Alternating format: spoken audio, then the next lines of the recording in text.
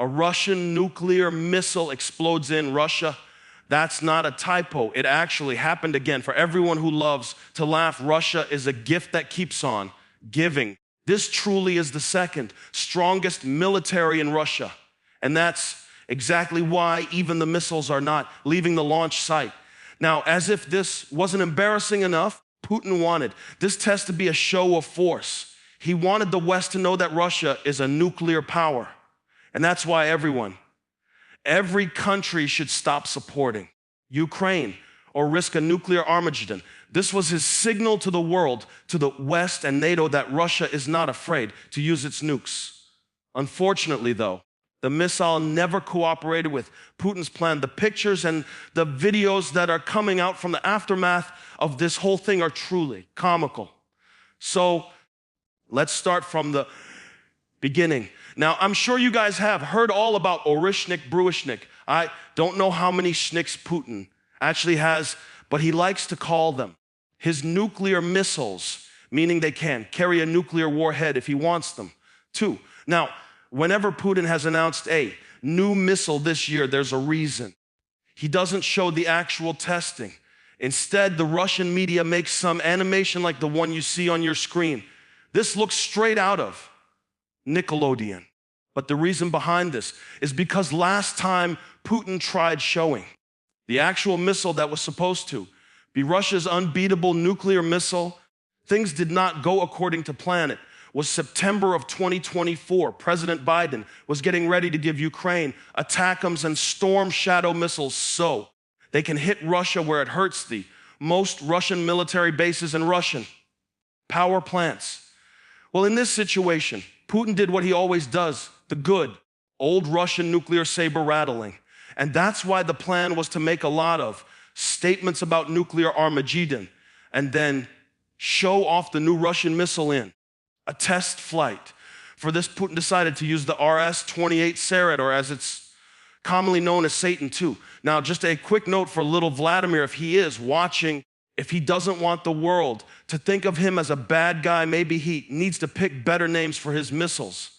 But anyways, I do want to point out one thing. Satan II is not a Soviet-era missile, and that's something Russia has mentioned publicly multiple times. Russia wants everyone to believe that this is not an old weapon.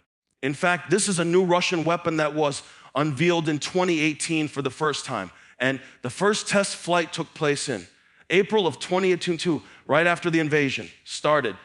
The reason I'm sharing all this is because I'm sure everyone knows that Soviet weapons are already breaking down on the front lines. But this is a brand new missile that Russia has been boasting about and claiming that this is a huge achievement for the Russian defense industry. And as you guys will soon see, it was not much of an achievement at all. Now, as you can see from the tweet on your screen, back in September of 2024, Russians prepared a test launch for this RS-28 Saret ballistic missile. However, the test failed before it even started. The missile exploded on the ground during the fueling process, destroying the silo and most of the launch site. Here you can see the satellite image of the silo, and we can clearly tell that something was definitely destroyed. And here you can see the before and after pictures from the satellite of the launch site. It's easy to tell there was an explosion there. The reason we're using satellite images is because Russia never actually admitted to this failure, but they were bragging about a missile test before. This happened, and then we saw this happening. I think we can put two and two together. Well, guess what? Putin is back, and this time he's promising that he has fixed all the bugs in his missile. That's why for this new test flight, he's actually doing it on camera, live. That way, no one can blame him for hiding anything. Take a look at how this new launch went. He's done. He's done. Well, that did not go according to plan. But don't worry, we actually have the live reaction from the Russian scientist who designed this whole thing. And remember, this is live. So take a look. Hey, now I can hear a lot of you guys laughing. And I think that's because you don't understand the scientific process. So let me put on my Neil deGrasse Tyson hat and explain this whole thing, because In reality, this is actually a positive thing for the Russian industry. Think about it. The last time when Russia tested this missile was in 2024. And that time, it blew up in the storage silo while the fuel was being loaded. But this time, just a year later, the missile actually went up in the air and traveled approximately 200 around 350. Fate, in the science world, we call that progress. So how about instead of laughing, we give them a round of applause? Anyways, though, jokes aside, this actually seems to be a much bigger issue than last time. If you look at that explosion closely, you'll see some kind of purple cloud being formed right after it happened. And that's not a good news.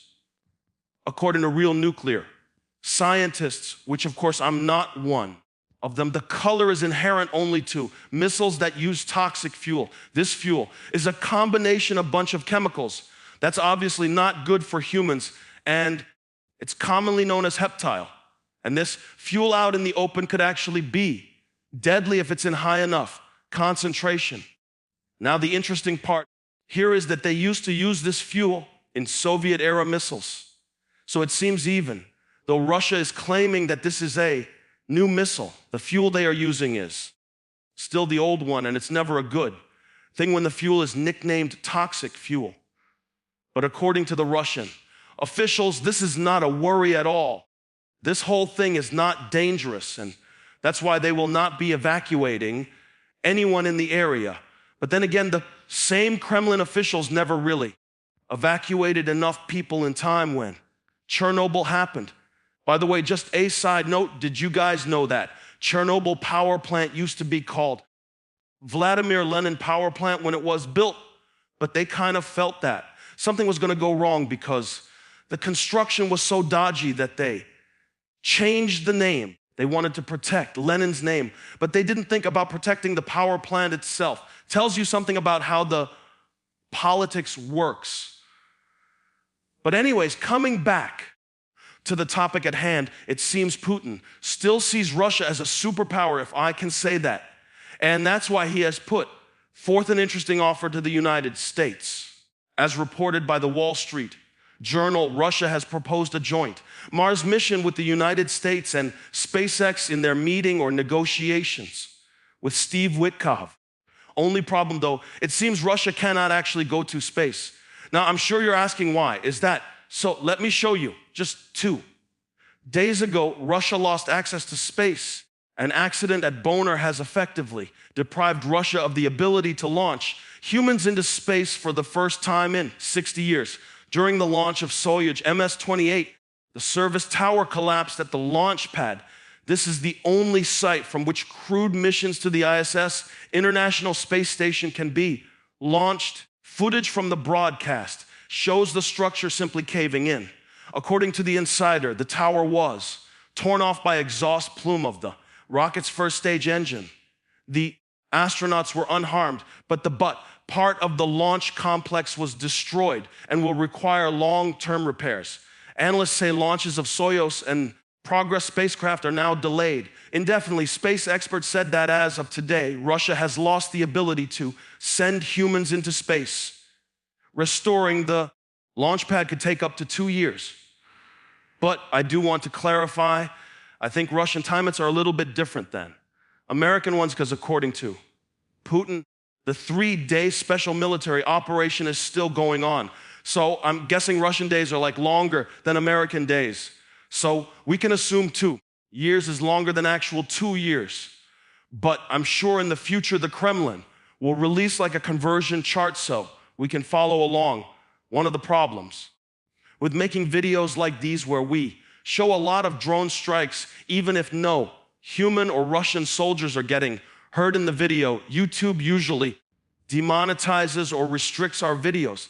In fact, in the last week, we had 4 of our videos get demonetized. According to YouTube, showing drone strikes or even footage from the front lines is not advertiser friendly, and that's why the videos are restricted.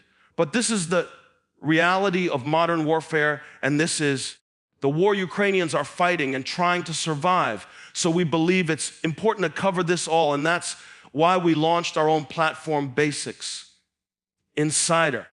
We built it from scratch so we don't have any restrictions. We don't have to blur a drone strike. We don't have to blur frontline footage, and we don't have to blur Russian air bases getting destroyed.